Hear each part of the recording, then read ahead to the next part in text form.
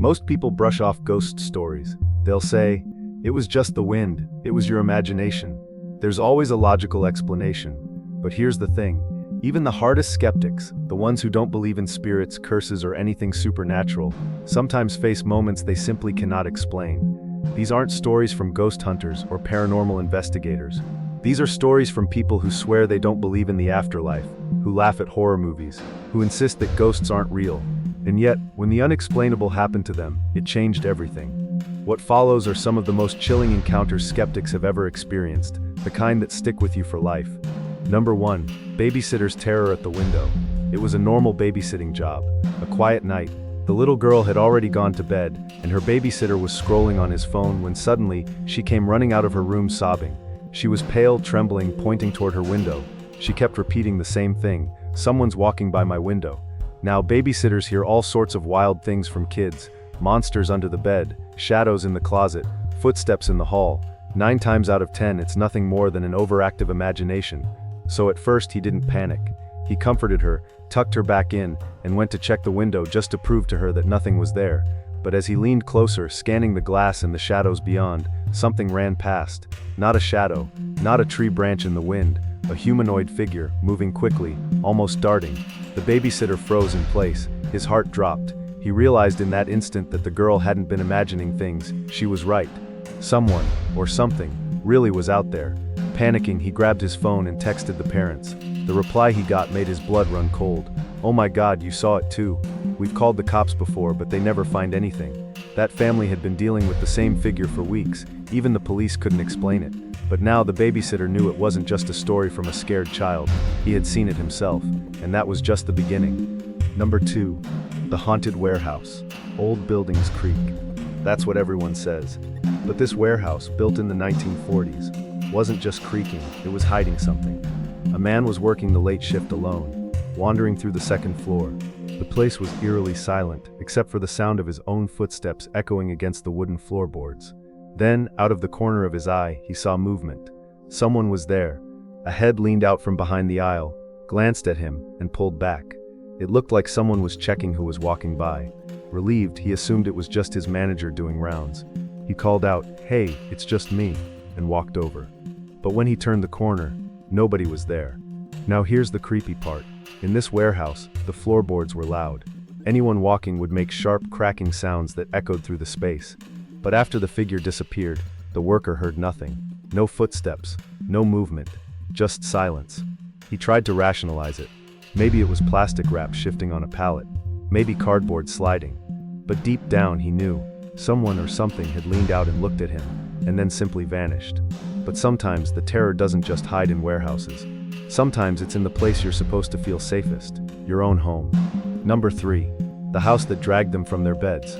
My aunt never believed in the paranormal. But years ago, when she and her siblings rented a cheap old house while in school, things changed. At first it was little things. Blankets slipping off beds in the middle of the night. Doors creaking open by themselves. Cold air that made their skin crawl. Strange but not terrifying. That is until one night. My aunt dreamt she was falling. She reached for something, anything, to hold on to. But then she realized she wasn't dreaming. She was being pulled. Her ankles were being dragged across the sheets, out of her bed. In panic, she grabbed the rails of her headboard and screamed. And that's when she heard something chilling. Her siblings were screaming too. At that exact same moment, they ran to each other, all describing the same thing, invisible hands dragging them out of bed. Whatever it wasn't targeting one of them. It was targeting all of them. It was targeting all of them. It was targeting all of them. It was targeting all of them. They moved out soon after, never looking back. And they never spoke about it again. Number 4, the Ouija Curse. Most skeptics laugh at Ouija boards. They're just cheap toys, right? But one woman learned the hard way that sometimes they leave you with more than you bargained for. She and her friends played one night, asking the usual silly questions. But then the board spelled out a name, a first and last name. It claimed to be a man trapped in hell, begging for their help. The message ended with a warning, "Stop him." Creeped out, she wrote the name down and shoved the note away. A few days later, she was sipping her morning coffee, flipping through the newspaper, when her stomach dropped. There on the page was a story about a horrific car accident. A drunk driver had collided with a family, killing them all, including himself. And the drunk driver's name? The same name that the board had spelled out. The very name she had written down days earlier. Was it a coincidence? Maybe. But her family had a history of strange Ouija predictions. Years earlier, her mother had asked the board if she'd ever marry. It answered with 2 letters, H and G. Years later, she married a man with those exact initials. She asked how many kids she'd have. The board spelled out RMTA. She had 4 children. Their first names, R, M, T, and A. In that exact order. Coincidence or something far darker? Number 5. Spirits before death. Sometimes, spirits don't wait until after death to appear.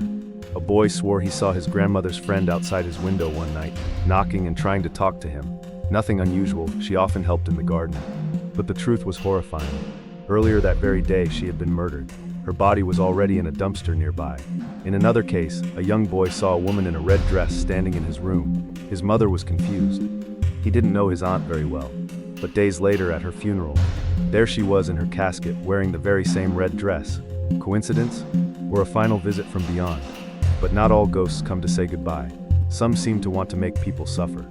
Number 6. Motel horrors. Hotels and motels carry stories in their walls, but some are worse than others. One motel room was haunted by screams that only guests could hear. People would check in and complain of bloodstains on the sheets, lights that flickered out, and shadows standing in corners. But every time staff went in, the room was spotless. And here's the thing, no guest knew about the murder that had happened in that exact room years earlier. Only the staff did. Another motel had an infamous room 12. Workers hated cleaning it. Within minutes they'd feel sick, dizzy, nauseous, like something heavy pressed on their chest. And then came the infestation. For days, maggots poured from the ceiling. But when they checked the attic above, nothing. No dead animals, no nests, just an empty roof. The maggots stopped after 3 days, but the room never returned to normal.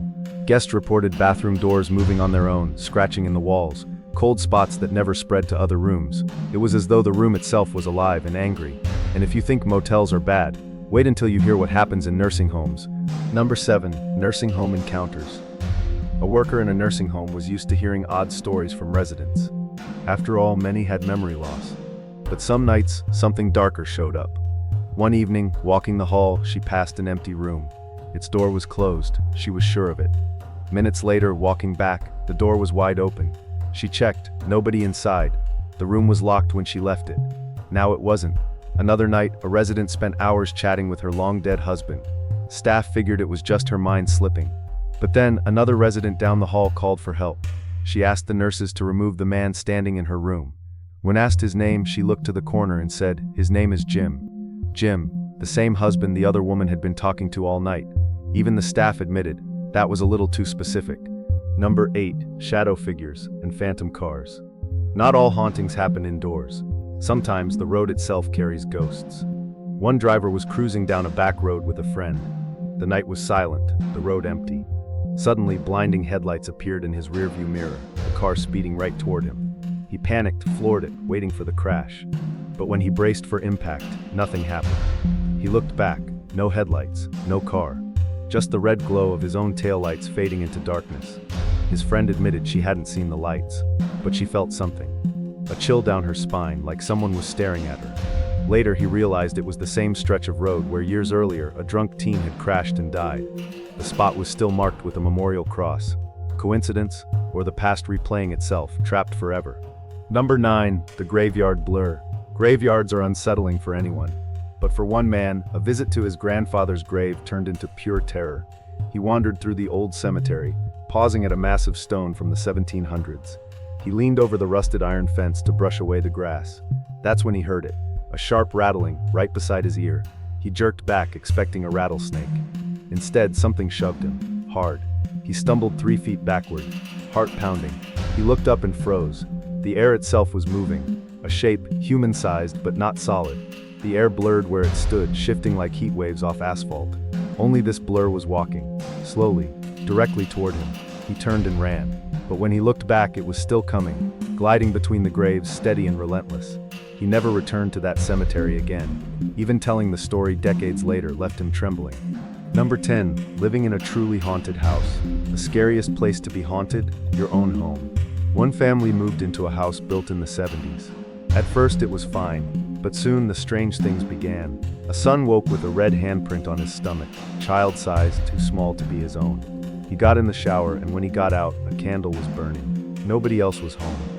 One evening as he stood talking to his dad, something shoved him from behind so hard he stumbled forward. His father saw the whole thing. The stares were the worst. Whenever someone walked up slowly, they felt it, a dark presence right behind them, heavy, hateful, pressing in. His stepmom admitted she felt paralyzed by it too. Both of them, same spot, same feeling. Doors slammed, cold drafts blew in bursts, and once, when the son yelled "Stop it," the draft stopped instantly. The father had nightmares of being pinned to the bed, a shadow holding him down. But once the family left the house, it all stopped. Every last haunting ended. Conclusion: the question that remains. The most disturbing thing about all these stories? They come from people who claim they don't believe. These aren't ghost hunters. These aren't horror lovers. These are skeptics. People who laugh at the idea of spirits. And yet, when they were faced with the unexplainable, their world shifted. So here's the question. If even the skeptics have stories like this, what chance do the rest of us have of truly explaining the things we can't see? And now I want to ask you, what about you? Have you ever had a moment you can't explain? Something that even years later still makes your skin crawl? Drop your story below if you dare.